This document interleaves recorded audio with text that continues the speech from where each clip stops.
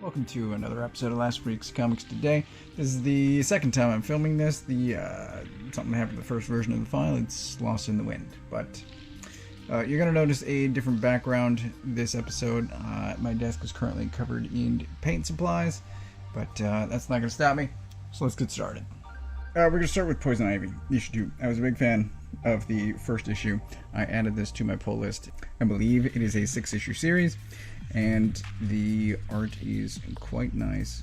There are moments where she really leans into the powers, and so get stuff like this, where I was just talking about spores just filling the location, which happens to be a diner. Most of this issue happens within a diner, and it is very interesting, both as far as what has led Ivy to this moment and foreshadowing for what is to come. I'm really enjoying the series, and I recommend it. Up next we have King Conan issue 6. This is the end of the miniseries, and I thought I would enjoy this more than I wound up. I was a big fan of Jason Aaron's first Conan series, which was 12 issues. This was 6. I thought it would be focused, and it is. I think one of my problems is this cover, for reasons that I'm not going to discuss. But there was a controversy related to one of the characters, the woman on the island that Conan and Thothamon meet. And so she winds up receiving a different name and a different design. There's something about that rubs me the wrong way. And it's a minor element to the story, but I would have preferred that they had just done the research ahead of time, realized that the name was going to be an issue, that the design should not have been drawn that way in the first place, and redone things from the start. So I don't ultimately think I'm going to be getting this collection, which I had planned to do, but there's kind of a dark spot on this series for me, and it's still good, it ends well, but I don't know, there's just something about it that doesn't get a spot on my shelf. The comic shop manager, when he was ringing me up, joked that he was sure that this guy was fine, and then this. So this has not happened yet. They are still all alive by the end of this issue. However, somebody else is dead, and there is a surprise turn for another character. I have really been enjoying the series, and the kings that this back cover refers to are all multiple incarnations of King Arthur that are running around England at the moment. Last issue, the thing that I wasn't spoiling is that the Sword in the Stone had appeared, and we do get this moment. It's not him, but he does try. Things are very much coming to a head. I believe this series is ending with issue 30, so there are only a few issues left. I, as always, highly recommend it. It is incredibly well drawn and written. It's fantastic. Strange Academy 18 is the supposed final issue of the series, except not really, because it's Marvel and they don't like double digits. Supposedly returning this summer, although I believe everything for the summer months has already been solicited. Whatever. I'm sure it's art that's old. There was some kind of problem, because I believe it's been quite a while since issue 17 came out, so something's happening behind the scenes. But this will continue, and it leaves off on a cliffhanger, so really the renumbering makes even less sense than usual. It's going to be the same creative team, the same story. I don't know why they bother, but I can't explain anything Marvel decides to do. The story has been great this entire time. This is an example of the art. I really like this. It's fantastic. Series is great. There should be collections for it, and it will continue at some point, so I recommend it. But Strange Academy isn't the only Scotty Young book this week, because we also have the new issue of Twig. This is issue 3. of 5. I have never understood how this adventure story was going to wrap up in only 5 issues. It seems like something that should be longer. However, things happen. The quest continues. This is an example of the art, and it is fantastic. I really enjoy Scotty Young's writing from the last several years. I don't remember if it was Middle West where I started paying attention to him. It might have been. But Middle West, The Me You Love in the Dark, Twig, all of it is phenomenal. Along with Strange Academy. His writing is great. I do prefer the independent stuff over the corporate. And Kyle Strom is a phenomenal artist. So, absolutely recommend. Batman 125 is the first issue of Zdarsky's run. This caught me by surprise. I had added this to my pull list, but I feel like it was relatively recently, and I thought Zdarsky's run started later. I wasn't paying attention to the numbers, but this is fantastic. The art is great. I've been a fan of Jorge Jimenez for a while, and Zdarsky's writing is sometimes I really enjoy it, and sometimes less so.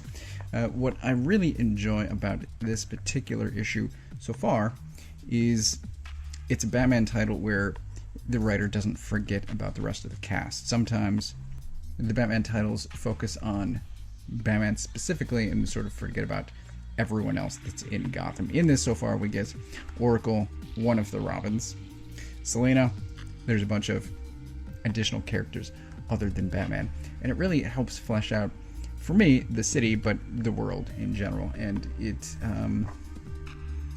I think it's fantastic.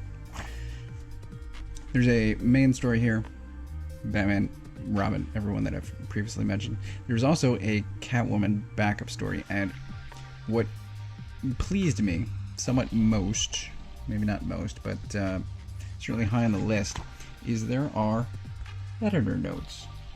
Fantastic. I've been talking about this for a while, but this guy is both entertaining and utterly ridiculous. The series is great. I've already written, I have not sent an email yet, adding this to my pull list. I hope he's on this series for a long time. I might even try out his Daredevil. He's been writing that already, but there's a new #1 coming out for you tomorrow, for me next week, and I've never cared that much about Daredevil, but based on the strength of him writing Batman, and because I know I have so few books that are actually coming out next week, I might try out his Daredevil as well. I have talked previously about emotional gut punches generally at the end of a story arc for Saga. That certainly happens here, and it was utterly surprising. It is the death of what I'm calling a main character, and it's not sitting right with me. Not at all. Let me see if I can show off a bit of the art without spoiling anything.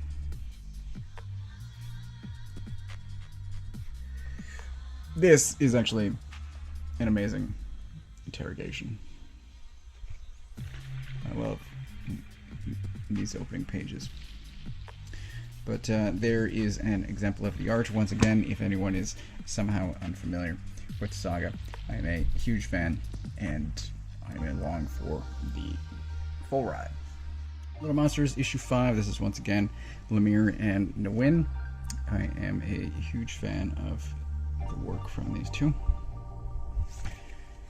And also, what surprises me is the 180 that I have taken regarding buying the single issues versus trades, and I really enjoy the single issues enough that my original claim was that not enough was happening as far as issue, I think 1, possibly even 2, at least the first issue, that not enough was happening, that I thought I was going to switch to trades instead of getting the single issues, and I've been proven wrong, I believe, every issue since then. The series is fantastic, the art is great, and I recommend it. Up next we have Firepower issue 22. There is going to be a gap between issue 22 and 23. It's mentioned in the letters at the back. how a bit more time is needed, and Kirkman takes responsibility for that. I have previously mentioned Sam Neill is drawing both this as well as Jonah and the Impossible Monsters, and Kirkman says the delay is his fault, not Chris's.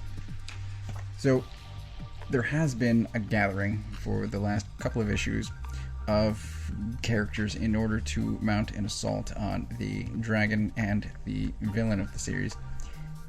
That is essentially done here, and the assault begins. A surprising move is made, and it is, I think, going to have a huge impact on what is to come. I'm very much looking forward to seeing that, but like I said, I guess there's going to be a bit of a gap. I am enjoying this book.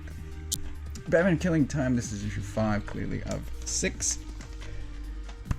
I've been talking about not being able to trust Tom King for a while, and this issue proves that point for me. So there is one annoying thing, supremely annoying thing, that happens here in the beginning. We have page after page of repetition, and yeah, it's the first 5 pages are just repeated. I don't know. It's sort of a King standard, is this repetition, and he had been avoiding it for most of the series, and then 5/6 of the way through he springs it on us. He also springs a surprise, and some of the repetition, some of the writing so far makes more sense. However, you have to get to the end of issue 5 of 6 in order for any of it to make sense. So if he lost readers along the way, then they're never going to realize what the ending here is actually great. So I started this. This is roughly the order in which I read the issues this week. It's not literal, but it's close. And I had started Killing Time much earlier in the stack, and I got to these first. I literally got to page 2, and so I realized that the repetition was starting, and then I scanned over to page 3, and I saw it continue, and I'm like, I can't deal with this right now. So I read this last, and the surprising thing is the last page is great, but the opening 5 are kind of terrible, and we get some more of this sweary woman, and this chick, who is also, she's talking to the president this way. Like, it's so bad. It's so dumb. It's so bad. And 5 issues in, I've got to see how this ends, but this is not something I recommend at all. So that is everything that I got this week, and as far as pick of the week, I have literally no idea. Twig is great. Haunted Future is great. King Conan, Poison Ivy. Wow. This is a strong week. Not Strange, because it ends the series on a cliffhanger, which is never enjoyable. Twig's great. I'm going to give it to Batman, which is a surprise for me. But it's such a well-crafted issue, and the art is phenomenal. Yeah, I'm hooked. And I was kind of hoping, because I like Batman as a character, I try him sort of each time a creative team changes, and I was hoping Zdarsky was going to be the guy. Turns out he's the guy. So, pick of the week. That is everything that I got this week. As always, I get all of my books from a local comic shop. If you don't know where yours is, you can use this URL to find the one closest to you. Thanks for watching.